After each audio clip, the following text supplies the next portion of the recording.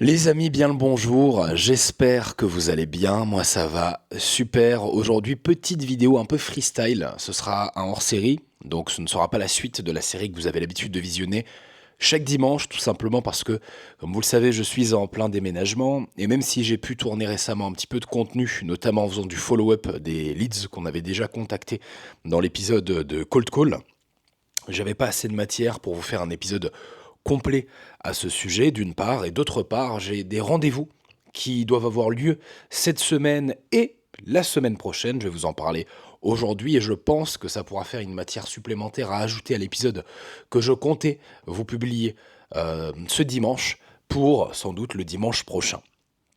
Alors aujourd'hui, on va faire un épisode très court, une vidéo très courte, où je vais juste vous faire une update de ma situation, notamment par rapport à la série que vous visionnez et qui, je sais, pour beaucoup d'entre vous est extrêmement importante à suivre chaque dimanche. Alors tout d'abord, comme je l'ai dit, je suis en plein déménagement. Ça, vous le savez, je ne vais pas revenir là-dessus. Je vivais depuis un an à Porto, où je m'étais expatrié l'an dernier.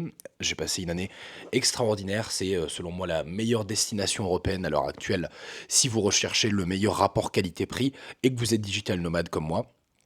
Mais je recherchais quelque chose d'autre, quelque chose de différent, de plus dépaysant, et avec peut-être l'opportunité de pouvoir aussi davantage développer mon réseau, chose que je n'ai pas forcément pu faire à Porto, non pas parce que je n'en avais pas la possibilité, mais tout simplement parce que les profils d'entrepreneurs que je considère comme étant les meilleurs, ou en tout cas au moins les plus intéressants par rapport à moi, eh bien se trouvent plutôt en Asie, en Orient, davantage qu'en Occident, même s'il y en a quand même évidemment dans certaines destinations comme Paris, Londres, ou encore aux États-Unis.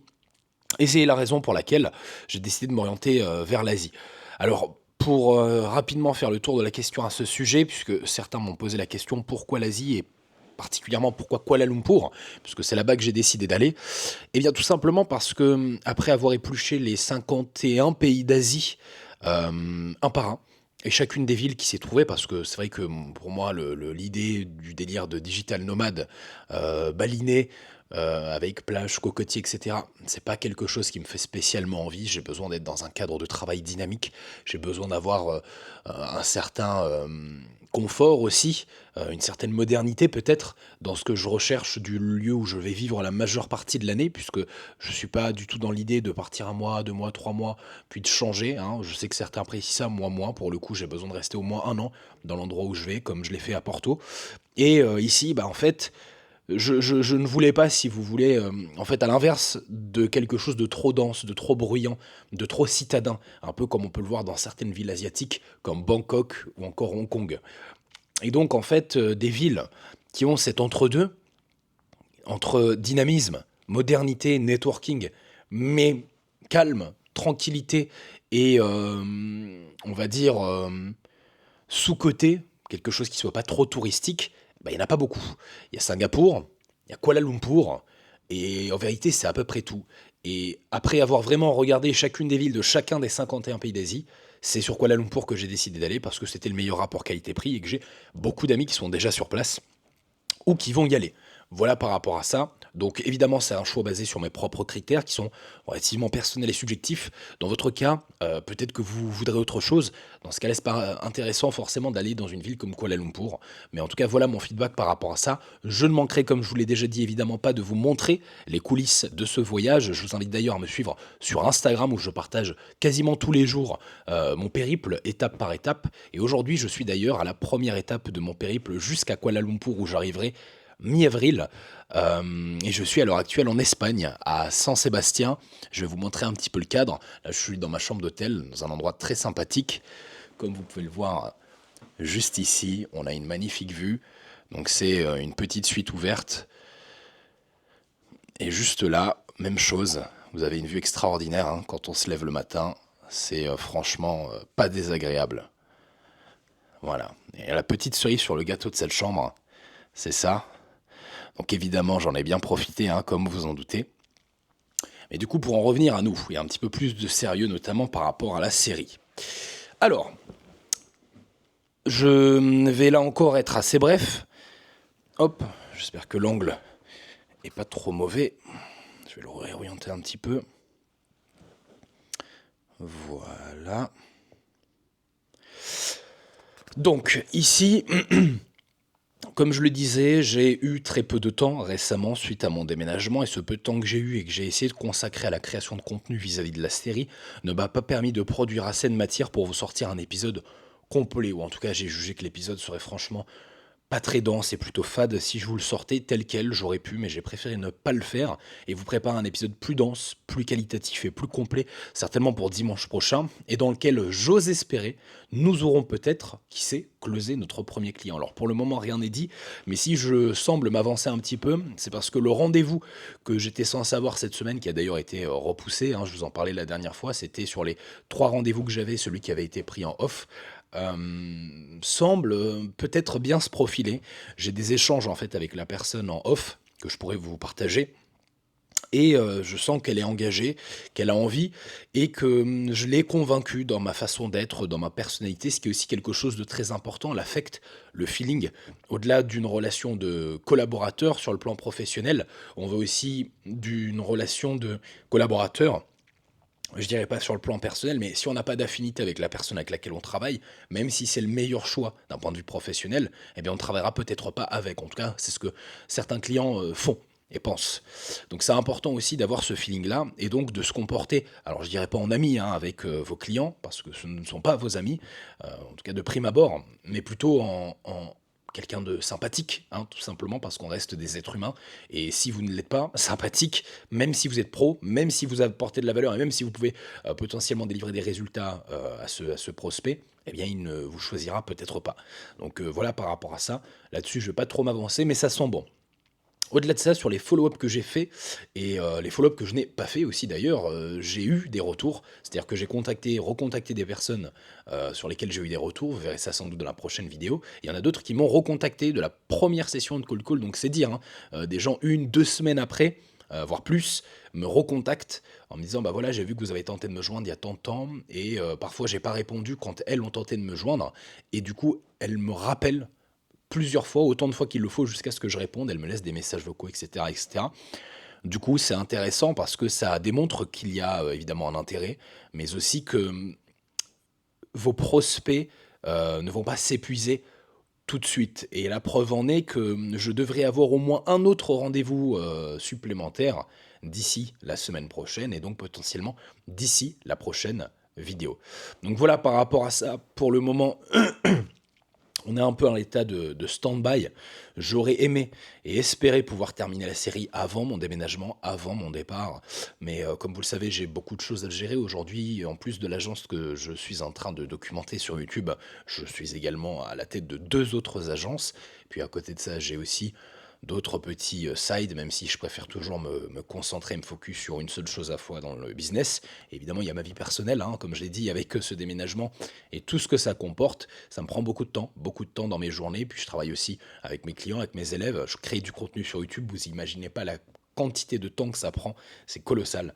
Et comme je l'ai dit aussi sur Instagram, je partage beaucoup de choses, les coulisses un petit peu de mon voyage notamment en ce moment, comme je l'ai dit sur mon compte en story tous les jours. Donc je vous invite vraiment à y aller, à aller vous abonner. Vous pourrez avoir un contact plus direct avec moi. Si jamais vous voulez m'envoyer un message, surtout n'hésitez pas, je réponds à tout le monde. Donc vous avez le lien certainement juste en dessous dans la description. Et donc tout ceci fait qu'effectivement aujourd'hui je n'ai pas encore pu terminer la série. Donc le pari des moins de 90 jours malheureusement ne sera pas fait. Mais si on prend juste le temps que j'y ai passé, en vérité ce temps, foncièrement, hein, si j'avais pas eu la série, il aurait pu être regroupé sur moins d'une semaine. Il vous suffit de faire le cumul de la durée de chacune des vidéos pour voir qu'en fait, je crois que la série à l'heure actuelle, elle fait peut-être 10-12 heures. 10-12 heures de temps sur une semaine étalée, c'est rien quoi. Donc franchement, ouais, en moins d'une semaine, voire peut-être en une journée ou deux, j'aurais pu regrouper tout le travail fait en termes de réflexion, d'heures, d'opérationnel, sur un jour ou deux. Allez, une semaine vraiment tout au plus. Donc l'idée des 3 mois, des 90 jours, il faut bien que vous disiez que c'est pas du tout en relation et en corrélation avec le business, avec l'agence, avec Géoclick. C'est en corrélation avec la série YouTube. Et le temps que ça me prend de l'écrire, de la tourner, de la monter et de la publier. Donc par rapport à ça, évidemment, je fais tout ce qui est en mon pouvoir autant que possible pour terminer cette série et vous sortir l'épisode final, les épisodes finaux sur notamment le closing hein, de mes premiers clients. Et une fois que je l'aurai fait, je ferai sans doute des updates peut-être une fois par mois, une fois tous les 2 mois, pour que vous puissiez voir l'évolution de cette agence que je vais peut-être, alors je ne veux pas m'avancer encore trop là-dessus, mais donner soit à l'un d'entre vous, soit, on verra, je réfléchis là-dessus, mais c'est vrai que pour moi, cette agence, c'est, si vous voulez, une étape par rapport à la vision que j'ai et au vaste plan d'action que je compte déployer au cours des prochains mois et des prochaines années vis-à-vis de Trinity, dont je vous reparle souvent. Et j'ai pas pour vocation de développer cette agence plus que ça. Aujourd'hui, comme vous le savez, j'ai déjà mes propres activités, notamment Trinity. Et il était important pour moi simplement de prouver que tout le monde et n'importe qui pouvait lancer un business sur Internet. Et pas n'importe quel business, hein, mais celui que je considère et qui est considéré comme étant le meilleur quand on est débutant, qu'on n'a pas spécialement d'argent, d'expérience particulière ou de compétences techniques, et ce, en partant de zéro, quoi, hein, pour que vous puissiez péter vos barrières, vos croyances limitantes, vous dire que c'est possible, qu'on peut réussir. Alors, je ne promets pas aux gens de devenir multimillionnaire en appuyant sur un bouton du jour au lendemain, mais construire une indépendance financière qui vous permet, oui, de gagner 2, 3, 4, 5, 10, 15, 20 000 euros par mois assez rapidement, en l'espace de quelques semaines, quelques mois, tout au plus, même si vous partez de zéro grâce à Internet, c'est tout à fait possible. Je l'ai fait, des milliers d'autres personnes l'ont fait, le feront, et donc vous pouvez le faire aussi. Je comprends que cette série ne soit peut-être pas le contenu le plus aguicheur, le plus séducteur, parce que bah, forcément ça reste relativement technique, non pas que ce soit complexe, mais plutôt que ce soit très professoral dans la façon dont je vais partager mon savoir. Et donc oui, il y a peu, voire pas de lifestyle, de belles choses, même si comme aujourd'hui je pourrais vous en montrer, c'est pas forcément le but, en tout cas pour l'heure, même si j'ai récemment eu plusieurs échanges et réflexions à ce sujet en me disant que par rapport à la vision que j'avais, il serait peut-être nécessaire, alors non pas de commencer à me transformer en un espèce d'influenceur Dubaï Lamborghini, mais plutôt de partager ma vie en fait, et les coulisses, les dessous de ce que je fais, de ce que je suis, parce que je sais que c'est quelque chose qui pourrait t'intéresser et me connecter avec les personnes que je vais vouloir engager, et c'est moi-même comme ça que j'ai été connecté aux personnes qui m'ont engagé et que je suis aujourd'hui sur Internet. Et donc je me dis qu'effectivement, pour créer du lien, c'est important de pouvoir partager des moments de vie, de pouvoir partager un petit peu de lifestyle. Pourquoi? Parce que ça renvoie à de l'émotion en fait. De l'émotion, vous allez faire des projections, vous allez vous mettre à la place d'eux, vous allez aussi peut-être vous reconnaître dans certaines mimiques, dans certains moments, dans certaines choses. Et c'est quelque chose que j'ai envie de pouvoir apporter pour humaniser mon contenu. Voilà, je pense avoir fait à peu près le tour aujourd'hui. Comme je vous ai dit, cette vidéo ne sera pas très longue sur ma situation actuelle. Où est-ce que je suis? Donc là, je vous ai dit, hein, Saint-Sébastien en Espagne. Prochaine étape, ce sera la France. À ce moment-là, je ne manquerai pas aussi de vous montrer. Je vais y rester environ 2 semaines. Et puis après le départ pour Kuala Lumpur avec une petite escale à Singapour. J'ai hâte d'y être, j'ai hâte de vous le montrer. Et à partir de mai, mes réseaux sociaux vont prendre une toute autre tournure. Et vous commencerez un petit peu à mieux appréhender la direction que je veux prendre, notamment vis-à-vis de Trinity. Je vous laisse ici, je vous remercie d'avoir regardé cette vidéo jusqu'au bout. Si vous avez besoin de quoi que ce soit, n'hésitez pas à me le faire savoir en laissant un commentaire ou en me contactant à nouveau sur Instagram. D'ici là, je vous souhaite de passer une excellente journée ou une excellente fin de journée. Je vous donne rendez-vous dimanche prochain pour la suite de votre série. Et comme d'habitude, prenez soin de vous.